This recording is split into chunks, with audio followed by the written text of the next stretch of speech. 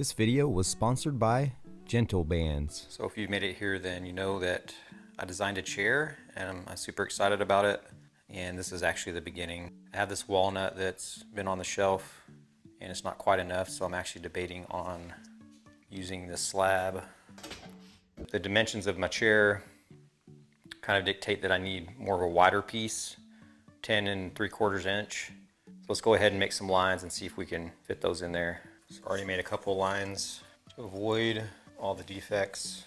Here I have my lines drawn out for the legs, the side panels, and it looks like what I'm going to end up doing here is getting my sled set up so that I can flatten out this slab so that I have all that taken care of. So once it's flattened, I'll retrace these and then see how much I can get out of this one slab.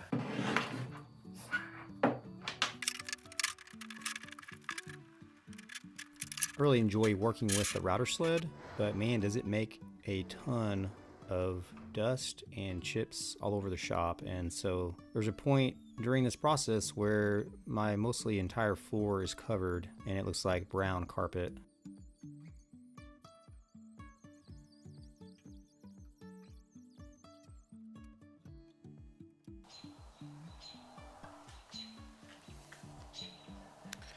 So now that I have the slab flattened, for the most part, there's a lot of chatoyance, compressed grain like that there, the cat's eye. So now the task is to figure out how I want to place the side leg panel on the slab so that I can cut those pieces out. What I'm thinking is we have these cathedrals running this way. We have these over here, so I was hoping to capture some of these going up the leg, some of these cathedral going up the opposite leg, so that, it looks the same from one side to the other. So I'm thinking throw this right here and then the other one over there. So I'll sketch them out and then show you what it looks like after. I was doing a lot of trial and error, trying to figure out the perfect height for the chair, how high the seat should be, distance from knees to feet, and so forth, and came up with a template which really started the majority of the chair design. So that way we have these cathedrals kind of pointing up to this corner. There's the top of the chair, this is the arm. And then on this other one, we also have them pointing to the corner. So we're capturing both, literally the one grain pattern into both pieces here. So that's kind of what we're after.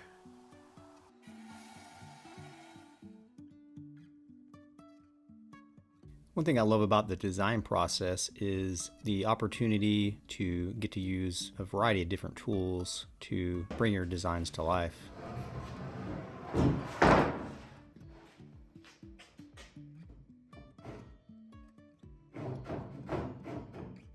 Being able to use the pull saw to get that last little piece that wouldn't fit on the bandsaw was very helpful.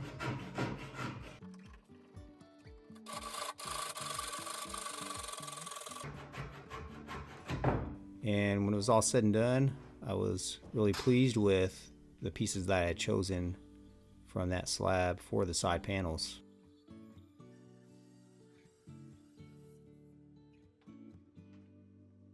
I continued to refine the shape and get to the lines that I had drawn on the panels. So now that we have side panels cut out, and I'm going to have to refine the cuts a little bit with the bandsaw, but I want to go ahead and flatten these, do one or two more passes on these and flatten them. I'm sure there are plenty of designs made from wood where you don't have to square up and flatten it, but when it comes to furniture, that's one of the essentials when you're designing.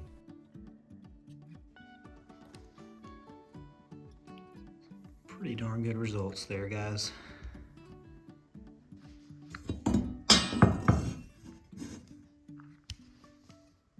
Thankfully, I was able to maintain some accuracy cutting my lines on the bandsaw, so it made easy work to just jump to the joiner and clean the rest of it up.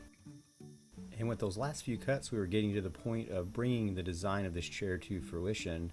and this resulted in some very nice looking chair side panels.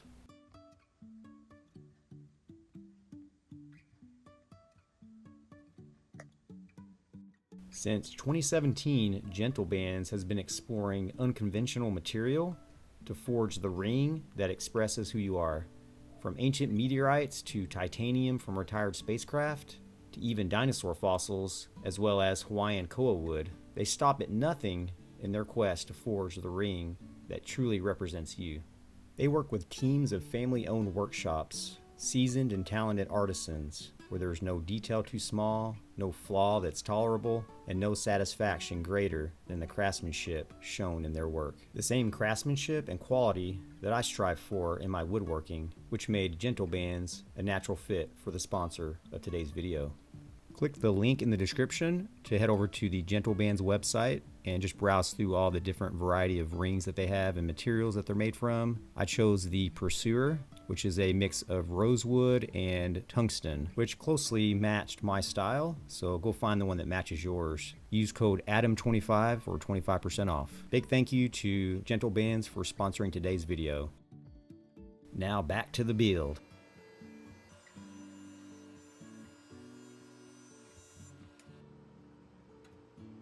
After milling these pieces up, these are for the seat. I think I'm going to go with this orientation. So next steps here, obviously cut this off. What will happen is the seat will kind of curve up like that.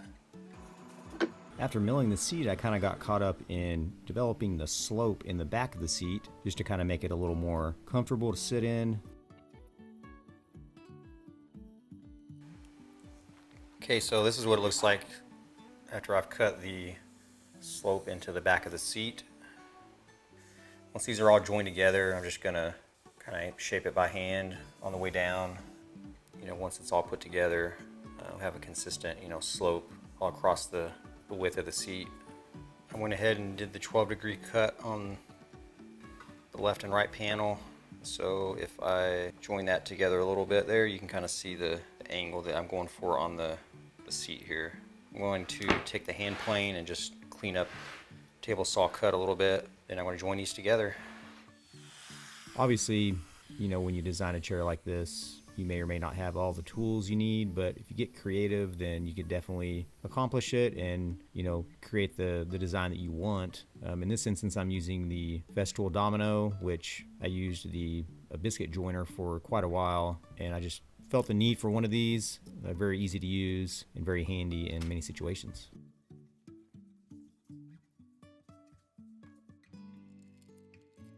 Glue-ups can be somewhat nerve-wracking, so I tend to do them in sections. So I started out with the 2 pieces and then added that third one on to finish off the chair piece. Now we aren't going to completely finish and refine the chair in this video. That will be for a later video, and I'll have an official reveal. But I did refine the seat some and the legs a little. For the most part, everything has more square edges. So we just want to get the concept down in this video, just discover, hey, this chair is possible to build.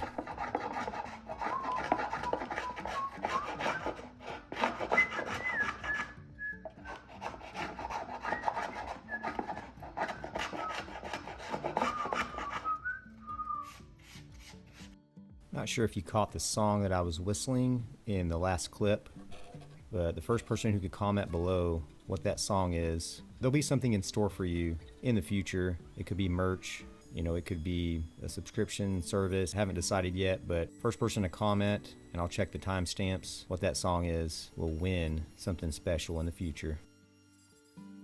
Continue to make progress, and so the next step here was to route out a dado for the seat to fit into the side panels. And so this process requires a few passes, at that certain depth, and was able to get that accomplished and was able to obtain a pretty good fit.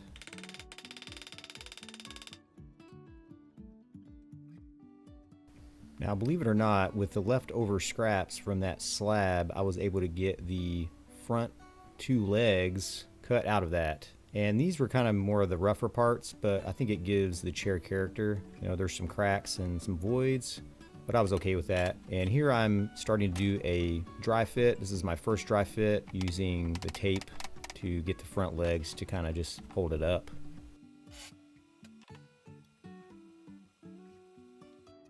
I'm a big fan of the lines on this chair, just kind of the diagonal from the top to bottom. It's one of my favorite parts of the design.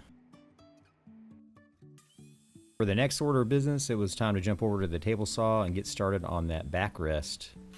Now the backrest is built out of 2 pieces of walnut, both at a 12 degree, as I mentioned earlier, with a piece of maple in the middle.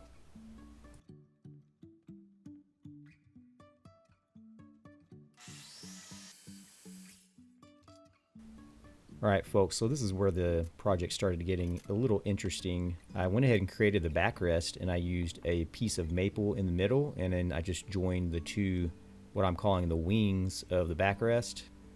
Join those together at the 12-degree angle. But I received a challenge from Upstart Epoxy, and the challenge was how could I integrate epoxy into my design. And so, believe it or not, I did those wings. I did a version of them with that 12-degree angle and joined those together with Upstart Epoxy. And I did a poll online asking everybody, what color I should use for, the epoxy. And it was basically like a gold or a kind of a white. I guess I chose the pearl. And so that's what this process is, where I do a mold specifically for this backrest, and I use the pearl color with the Upstart Epoxy. And so if you're interested in some of the epoxy, I'll have a link in the description with a discount. So if you want to integrate that into any of your projects. So I basically ended up with 2 versions of the backrest, one with wood, one with epoxy. And so if you're interested in, learning about that, I integrated this into the video as well, so that you would know my process. Upstart was really helpful in figuring out, how much of the deep pour that I would need for this. And they have a coverage calculator on their website, and I'll leave that link in the description as well. So if you do grab some of the Upstart with the discount code, you'll know how much you need to cost out your project. And well, similar to the challenge I received from Upstart, I've challenged all of you all to try to integrate epoxy into your designs. You can go ahead and make it out of wood. Most of the time I'm going to be using wood, but it's kind of cool to try to see, well, hey, what can I do with epoxy? Can I use it as, kind of a structural substitute for wood? And so that's exactly what I did in this instance. I'm not sponsored by Upstart, but they were kind enough to send over the deep pour. This was my first experience with demolding, after the fact, and it was quite an interesting process, especially getting that dry caulking off the wood. Moving this, we just did CA on tape, so it should pop off. Yeah.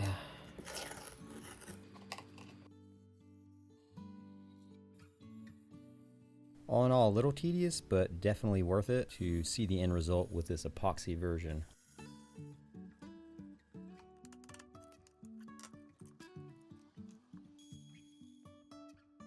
Finally, the dry fit. Comment below what you think about the look.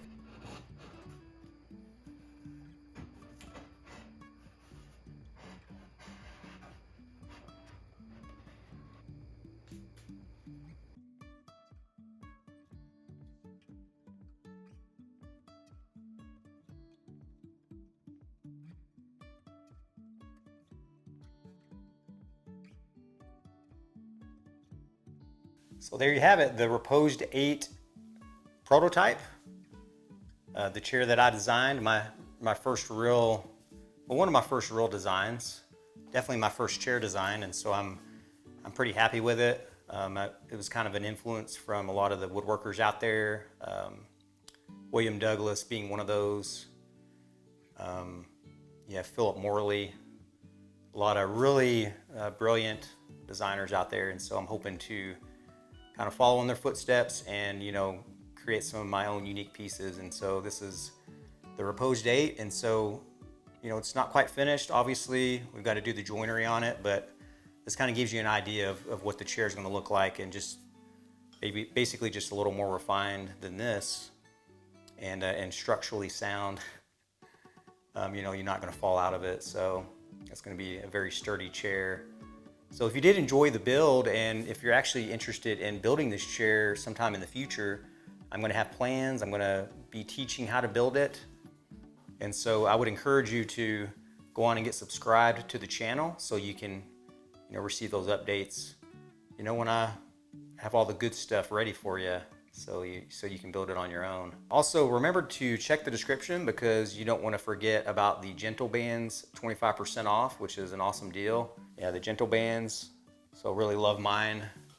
And so check those out, as well as the Upstart Epoxy. You're definitely going to want to check them out, and there's a discount code in the description as well for that. So until next time, remember to go work some timbers, and we'll see you again soon.